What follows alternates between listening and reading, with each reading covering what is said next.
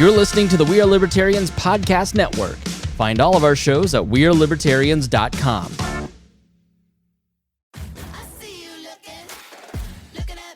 Hey, what's up? It's Wanda Sykes. I'm here to remind you about something super important, getting your breast screened. Because trust me, your breast health should be a priority.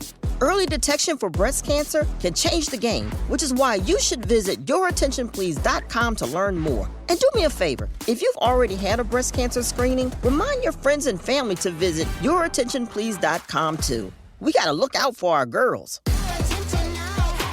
Have I Got News for You is back for another season. Roy Wood Jr., Amber Ruffin, and Michael Ian Black are finding the funny in the week's biggest stories. Have I Got News for You returns Saturday at 9 on CNN and stream next day on Max. You're listening to the We Are Libertarians Podcast Network. Find all of our shows at wearelibertarians.com. Welcome to the program. It's been a long time since we've talked about Trump. But we have to. He's back in the news. So one of the things we do here is cover current events and tell you what's happening. So we're going to do that on the other side of this, where I tell you about Patreon. Our Wall Plus membership is how you can support the show and the entire We Are Libertarians Podcast Network. You can learn about all of the great benefits of subscribing at joinwallplus.com.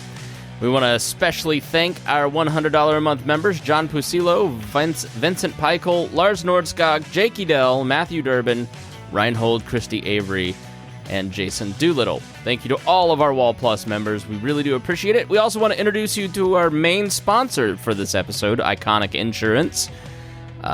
We have Matt has been a longtime listener of the show. I've gotten to know him, helped him set up his podcast, What in the Health Insurance.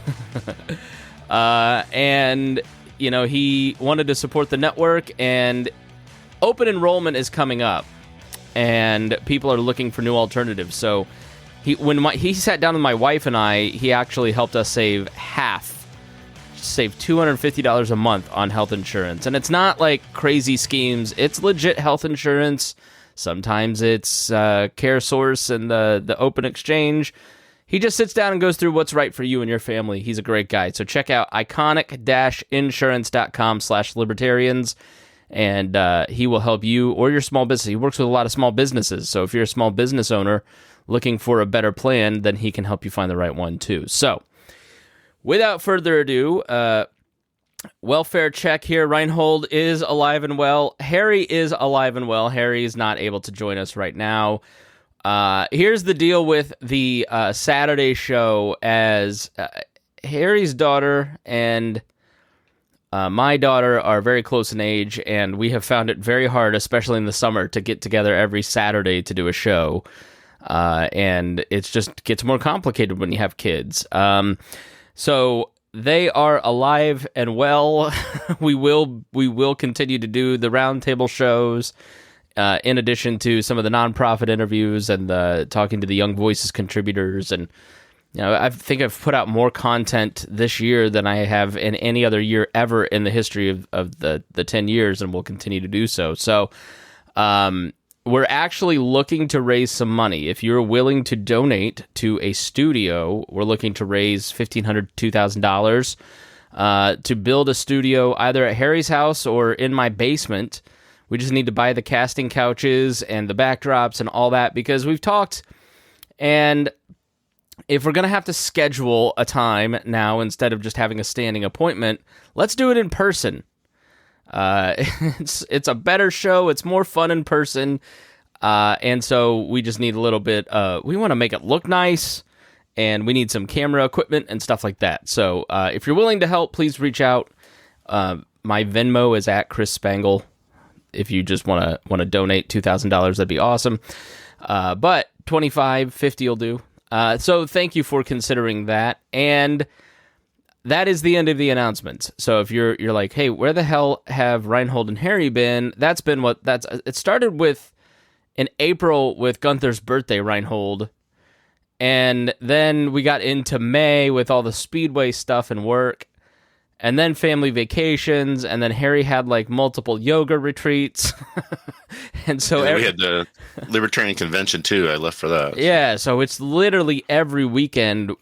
I think we've had one weekend where we could have done a show since April. So we're trying to retool that and figure that out and do something. So Rhinehold and Harry are here with us, as well as our other contributors. We've done things like the breastfeeding show and the abortion show and some of that, and we'll continue to do that. So no major changes or anything, just kind of letting you know what is happening here on the network. Well, going back to old times' sake, Rhinehold, I think it's been almost a year since we've had to talk about Trump, maybe more, but they won't leave him alone, or he won't leave himself alone, or I don't know what it is. But last night, I thought it was a joke. I think somebody in our group chat put the statement that Mar-A-Lago had been raided by the FBI and they had broken open his safe, and it turned out to be true. And so, of course, everybody jumps to a million conclusions, knowing none of the facts.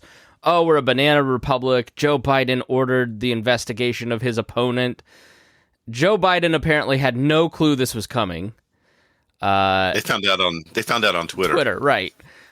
So essentially, your presidency, you're in the running for one of the worst presidencies of all time. You're just coming off of what I don't consider a win, but he considers a win in getting Build Back Better basically passed by renaming it the Inflation Act.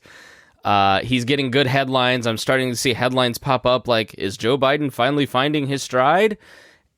And then the Justice Department and the FBI raid Donald Trump, and he's back in the headlines for probably the next month because he's catnip to the press. So Joe Biden didn't know. Joe Biden did not order this. It was a raid that was... So essentially, here's how it works. Is the National Archives, and this has kind of been reported, like Trump was very sloppy with the Presidential Records Act. But about everything, yeah. Right. That includes that, yeah. But the Presidential Records Act was passed after Nixon in 1978 and basically said the president doesn't own his materials. That is the property of the United States government and its people. And we have a right, after Nixon tried to destroy evidence, we have a right to see anything and everything. So therefore, president and his administration must keep certain things and send it to the archives. And you can't destroy records. If you need to destroy records, there's a process that you must go through that includes Congress for oversight. You know, the whole checks and balances thing that we've talked about in government, and that, which Republicans don't seem to care about the rule of law or checks and balances in this particular case. So it's been reported over the beginnings of this year that Trump was like tearing up documents and trying to flush things down the toilet. There's an alleged picture by Maggie Haberman at the New York Times of the documents in the toilet that were handwritten by Trump. Who knows if that's real or not? But the point, I guess, Rhinehold, of the Presidential Records Act is that a president must save for posterity, essentially the records in case... It's like, if you're at a company, Rhinehold, you work for a company, do you have a sales force where you have to write down notes so if you get hit by a bus, somebody else knows what happened? And, oh, by the way, historically, we need these records. And in this case, he doesn't want... A lot of January 6th stuff went missing. Rightly or wrongly, Trump sort of feels persecuted and, well, I did nothing wrong, but if this gets out, it'll look bad. That sort of attitude. So yeah, I mean, talk about the Presidential Records Act, and do you agree with it, and what is the point of it? Well, the reason it went into place was, of course, after Nixon, and they found out that Nixon had been recording conversations within the Oval Office, right? So they want to make sure all that stuff, anything like that, is preserved so that future historians, future politicians, future people who live in the United States can see what kind of conversations were happening, what was being discussed behind the scenes on some of the discussions that were going on for decisions that are being made, right? So I think there's some laws and rules in there about some of that stuff can be hidden or still, protected for a period of time, but it's still owned by the government, right? So the act excludes a president's personal records, identified of those as, quote, a purely private or non-public character, preservation requirements, and grants the president a high degree of discretion over what materials are to be preserved. The records are available to the public 12 years after they leave office. Trump never actually went to Congress and said, I want to destroy these, and here's why. He just was destroying materials. And the National Archives basically, so the Records Act has no mechanism. So the National Archivist is in charge of retrieving these documentation, but they have the ultimate responsibility for preserving them and keeping them, maintaining their integrity. But, quote, the archives don't have a police force and don't have much investigative capability to speak of. They can ask questions and write sternly worded letters, but the response depends on the White House or the president or the agency involved. This is a Mr. Aftergood in the New York Times in an article titled, Trump flouted the presidential records law. Will he face consequences? The answer is no, they never do. So, yeah, I mean, I agree that you shouldn't be allowed to just destroy stuff that makes you look bad if you're president. Yeah. Like, you're in a public office. You're not a private citizen. You're doing a duty on behalf of the American citizens.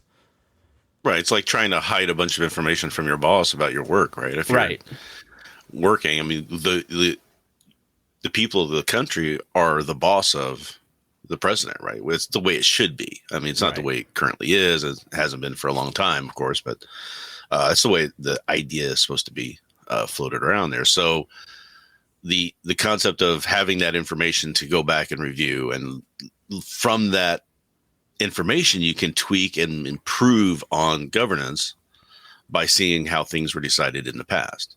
Do we still need this law? Look how it was decided. Look discussions that were taking place. Look what the reasoning of it was. And then we can determine whether we want to keep it or improve it or change it or whatever later on. So it's just additional information.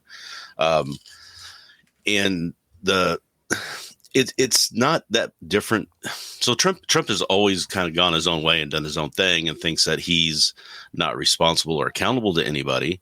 And certainly not that he would have to ask permission from anybody, whether he destroyed any of his documents. They're his as far as he's concerned. Legally, they're not, but there's no legal, like as you said, there's no real legal mechanism to do anything about that right now. But this is just, another example of his mindset where he always feels persecuted. He always will be feel that way because that's kind of what feeds him, feeds his ego, and keeps him going. So nothing's really going to come out of this. I don't think they're going to. They did the raid to find out. My question is, when they did the raid, what did they base that raid on? Because the threshold for deciding to go into a former president's residence, it should be really high. it's really high. I would imagine there has to be some reason they think that, there's some other documents that he didn't give up when he gave up the 15 boxes before. Remember all that? Yeah. So let me jump. First time the FBI's been there. Well, let me stop there and jump back to May 12th in an article titled "Prosecutors Pursue Inquiry into Trump's Handling of Classified Material" in the New York Times. And essentially, the investigation has been ongoing since February. When they realized that some things were missing. The investigation is focused on the discovery by the National Archives in January at the end of Mr. Trump's term that he had taken to his home at the Mar-A-Lago resort 15 boxes from the White House that contained government documents, mementos, gifts, and letters. After the boxes were returned, with significant kicking and screaming, its archivist found documents containing items marked as classified national security information. In April, it was reported that the federal authorities were in the preliminary stages of investigating the handling of those documents. Charges are rarely brought in investigations into the handling of classified documents, but the Justice Department typically conducts them to determine whether any highly sensitive information may have been exposed, so the intelligence community can take measures to protect sources and methods. Long story short, someone takes some classified information, it leaks out to the public. then that could put the lives of maybe a CIA agent at risk or something along those lines. The documents in question are believed to have been kept in the residence of the White House before they were boxed up and sent to Mar-A-Lago. The investigation is focused on how the documents made their way to the residence, who boxed them up, whether anyone knew that classified materials were being improperly taken out of the White House, which is the key because any kind of criminality means there has to be intent. Remember that. Which, in this case, you have some low-level staffer packing up some stuff in the residence. Here's some boxes. Oh, I didn't do it. I don't even know what these are. I have many people working for me. I never meant to. So some low-level staffer will take the fall.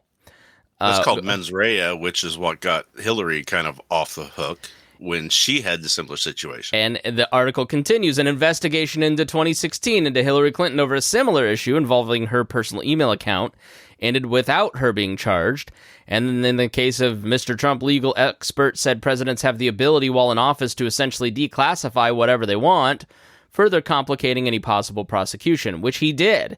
At the end of his presidency, he declassified a lot of information that he felt that the public had a right to know, which we're in total favor of. The president has every right and should. I mean, too many things are overclassified, Rhinehold. It is kind of BS. I also think the concept of presidential privilege is BS.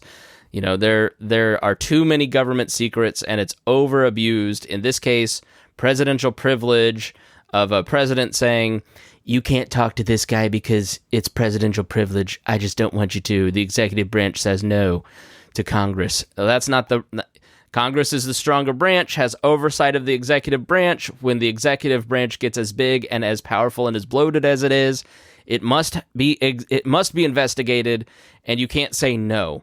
Now they continue, the classified documents in question are considered presidential records under federal law. Trump's lawyers were notified. He went to court to try and stop some documents being handed over to the January 6th committee. So for prosecutors to prove a felony in the mishandling of classified materials, the authorities would likely need evidence showing that the person in question knowingly and intentionally broke the law. In this case, that would mean proving that the person who had been told taking the information outside of secure channels would violate the law. I think it is very unlikely that Trump ever touched these boxes, and some other person would be the fall guy. He studied under Roy Cohn, Rhinehold. He studied under the best mob lawyer in the 70s. He's very slippery and tricky. He's very good at not getting caught. I think he's a treasonous hoe and a criminally minded person, but he's good at covering his tracks. And can you imagine the sight of Donald Trump grabbing big boxes, moving boxes, and carrying them out of the? I don't see that happening. This is mine. So how did his home get raided? Because it's a significant event, as you said, when a president's residence. So you had this back in the early part of this year that was developing around the Records Act. Well, some prosecutor or someone in the Justice Department and the FBI working in tandem would have gone to a federal judge and should have shown significant probable cause that there were more records there that needed to be retrieved or things that he was hiding. So the criminality, first and foremost, under the Presidential Records Act, let's be clear. The 15 boxes and accidentally having some stuff at your house and accidentally having some... He's not going to jail for that. He's not going to be charged with that. Like, this isn't OJ, where the big crime was January 6th, but then they caught him breaking into his own house to steal his stuff, and so that's how they're going to send him to jail. That's not going to happen with the Presidential Records Act. But if Donald Trump is concealing information from the January 6th commission, that could be obstruction of justice, and he has shown an impulse to commit obstruction of justice pretty aggressively, much more than Bill Clinton has. And gotten away with it. And gotten away with it repeatedly, yeah. So that's where it could turn into something that could be criminally problematic. But let's be honest. Sandy Berger obviously is the most relatable here. Sandy Berger was the former national security advisor under Clinton, snuck into the National Archives, tucked some documents into his socks, I believe, or his pants, left, got caught, and got sentenced, I think, with a misdemeanor. But nothing really happened with Nixon. Nothing really happened, in terms of people going to jail. In 2008, nobody goes to jail. Hillary Clinton did not go to jail. Donald Trump will never see jail or be convicted of anything. And that's the problem, Rhinehold. We need to start putting more people in jail, and it's time to treat these politicians like the town judge. Did you have the town judge in your town like we had in Plainfield, that if a 14-year-old kid showed up with a pot conviction, then he just really would put the ringer to him to make an example of him? Well, that's what we need to start doing. We need to start treating him like, what was that judge's name? But you didn't want to go in front of that judge if you were 17 years old, because he was going to let you have it. Right. Politicians really need to be held accountable a lot more than they are. I find Nancy it frustrating Pelosi's about to start World War III over her fucking investments. Put her in jail. Right. How many people in Congress were, before when COVID came around and they were getting ready to do all the shutdowns, that the people voting on it were getting advanced information and making changes to their portfolio, right? Dianne Feinstein, I think, was caught up in that too. So the thing you say, though, about nobody goes to jail for this stuff, you mean nobody politically connected, right? Yeah, the high-level politicians. It's like the IRS audits. If you look at where the IRS audits, it's all in poor communities, and the IRS admits that it's easier to audit poor people. They're not going after the 618 billionaires with these 87,000 new IRS agents. They're coming after you and your Venmo because you're poor and can't defend yourself. So these laws don't apply to people that are rich and can defend themselves.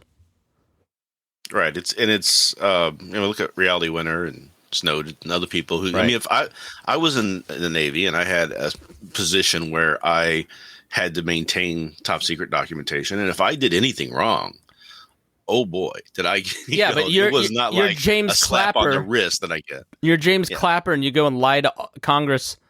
You get a CNN contract. Mm-hmm. Yeah, it's when people talk about the elites, this is what they're talking about. It's not businessmen and stuff like that. It's these people getting away with murder, basically, and doing whatever they want to do, and having no consequence or any threat of actual punishment. I mean, we've got congressmen, and now that there's a lot of suspicion, we're doing a lot of things, but the prosecutors are afraid to go after them because of the position that they have. It's politically untenable, right? You go after somebody like that, then it's all, well, they're just going after him for political reasons, and everybody gets in their camps and sides, and the truth of it gets lost. Yeah, right? Yeah.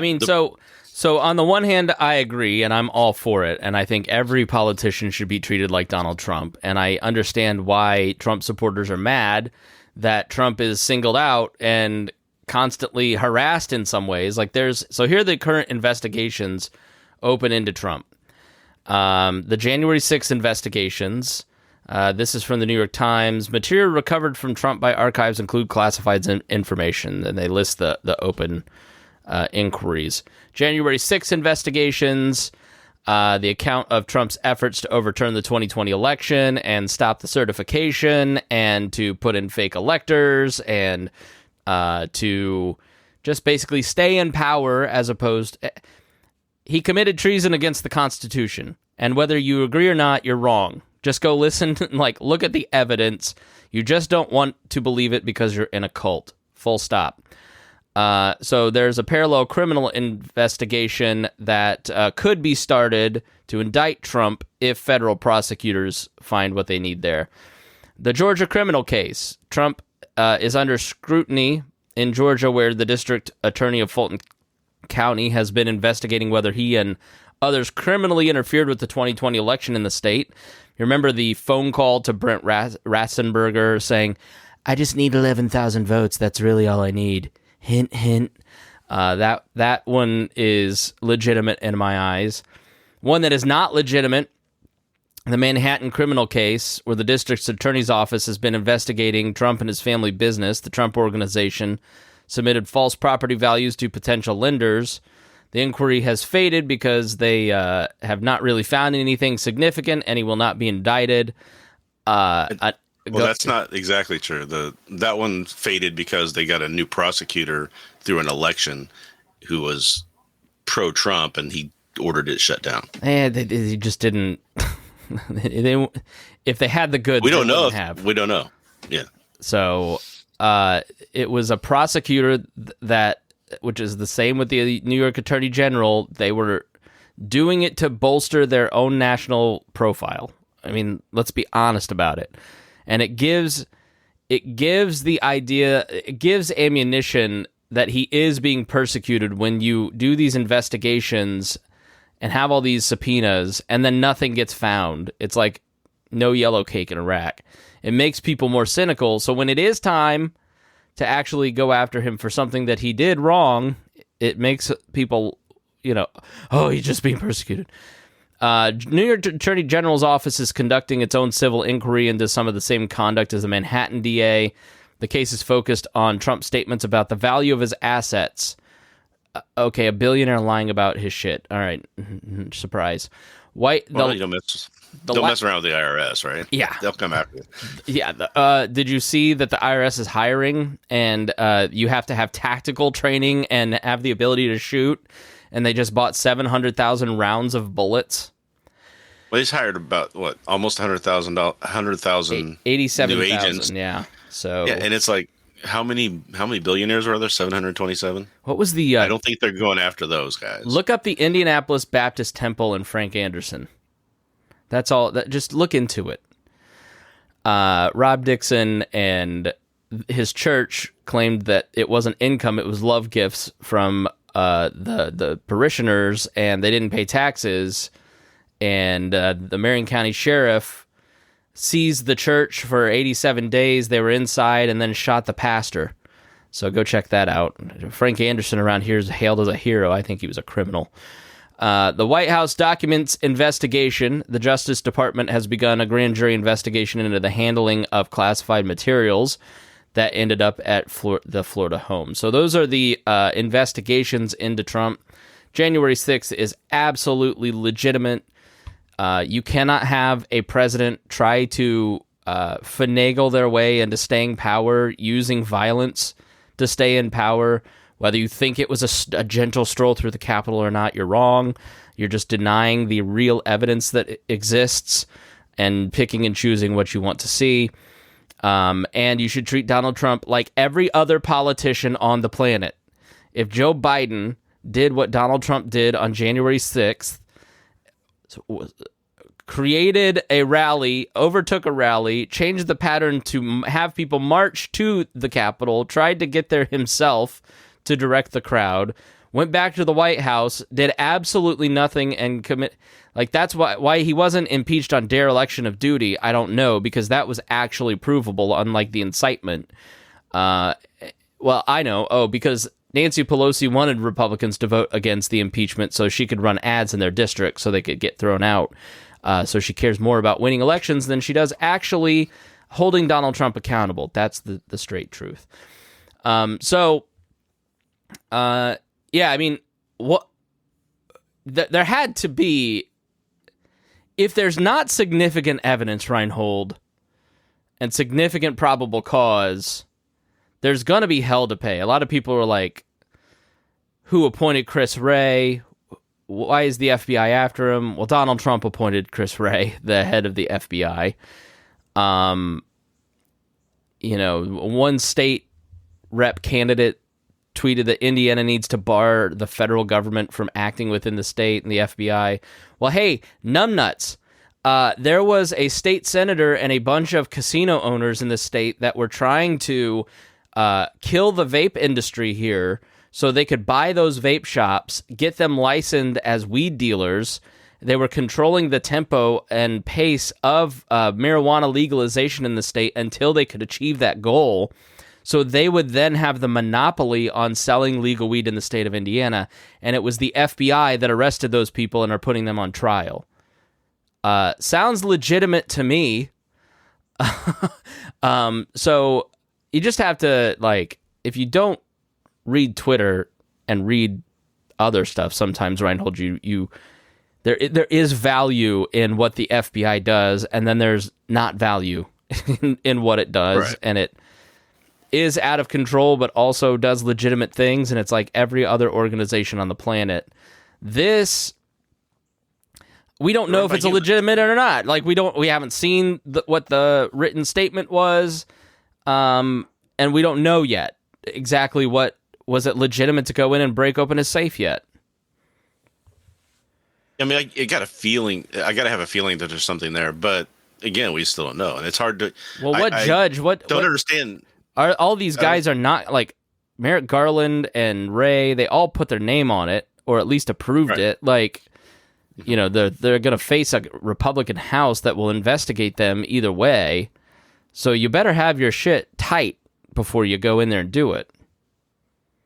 Right. So I got to have that feeling, but then again, we don't know. So people just popping off and when they have their hot takes and when they get their name out there with clickbait headlines to try to make a name for themselves so they can sell ads so they can get a larger audience, and nobody's interested in the truth of it and what's really going on and letting it develop and seeing what happens. It's just a different world right now than it was. And before, this is not a banana republic, by the way. A banana republic wouldn't have the mechanism to notice something was missing, initiate a search using due process. Judges, no one was killed in the raid, and ultimately they're trying to hold the highest elected official in the last few years, other than, you know, like a president of the United States, accountable to the law. Like, this is what every libertarian should want. You should want the rule of law to be followed and acted, and no president should be above the law. And all you see is libertarians saying this is banana republic, when really they're just saying, I don't know what a banana republic is. I think I might be ill-informed, but I think I'm informed, so I'm just going to display how little I know. Yeah. It's just people wanting to serve their cult of personality, right? You know, I don't like these people, so anybody who's against those people are my people, and they're just going to support them no matter what against the other people. So got a lot of libertarians who just anti-left. So just because they're anti-left, they're willing to give Trump all kinds of reign to do whatever he wants to do. And the fact that you've got people who are shouting, lock her up for Hillary, for the exact same thing that's going on right now, and they're trying to say it's different. You can see it just right there. It's the visual evidence is so obvious. The only logical position is that Hillary Clinton and Donald Trump should be investigated, and if there is enough evidence, they should be charged and stand trial, and then they should be locked up. Mm-hmm. Equally, the law should apply to both. This is the same thing I was saying back then. I was saying, let's see what the information is. Let's see what rules were violated. Mens rea wasn't, there wasn't enough there to establish mens rea, so they eventually just didn't charge. But they were looking at the possibility of doing so. They were looking at the evidence to try to figure that out. And they're going to do the same thing with Trump. They're going to come to the conclusion probably that there's no basis there that he, willingly was violating this in order to take the information and give it to the Russians or some whatever conspiracy there is going on. And it's going to be more just him just not being aware of what the laws are, which, for us, if we say we're ignorant of the law, that doesn't really help us much. We go to a judge and say that we're going to get laughed at. But for the political elite, they're going to get away with that, right? So, I don't see which Donald Trump here. Is one. Donald Trump is a political elite. I think you're just a libturd who doesn't understand that this is the justification for civil war. It's time to start shooting, man. Yeah, this is the swamp. This is the cultural Marxism's taking over. And all right, final thought. Final thought is that I'm interested in seeing what the information is, but I'm also interested in seeing that they are willing to at least do something, which gives me some hope for the actual crimes that have been committed that might be being investigated right now. Maybe they're going to do something about that. I don't know. We'll see. I mean, we've got the 10 counts of obstruction of justice from the Mueller report that never got anything happen from that really, other than the impeachment. We got all kinds of extortion violations and things like that could be investigated that they're not investigating right now. They're focusing on January 6th and all of the efforts to stay in power. Great. Let's just keep looking at that. If there's enough evidence there to arrest and put him in jail, and then let's do that. But I'm not going to go out and start claiming for it that it's already happened. We want to do it and all that stuff either. So my final thought is how this plays out. Nothing's ever going to happen, and you're wrong. Nothing. Nobody cares, and people will forget about this in a week. But at least we're not talking about abortion anymore, right? True. So, all right, everybody. Thanks so much for joining us here on the show. We really do appreciate you. We appreciate all our patrons for keeping us supported. I thank you, Rhinehold, for being here. It is good to see you. Always nice to talk about Trump with you. And if you learned something, then please share this episode with your friends and just say, hey, here is a straight down the middle look at what's going on. Here's the facts. And it's stripping the hyper. Well, I was a little hyperbolic, I think, but within acceptable parameters. All right, so take care. We thank you so much for listening, and we'll see you again soon.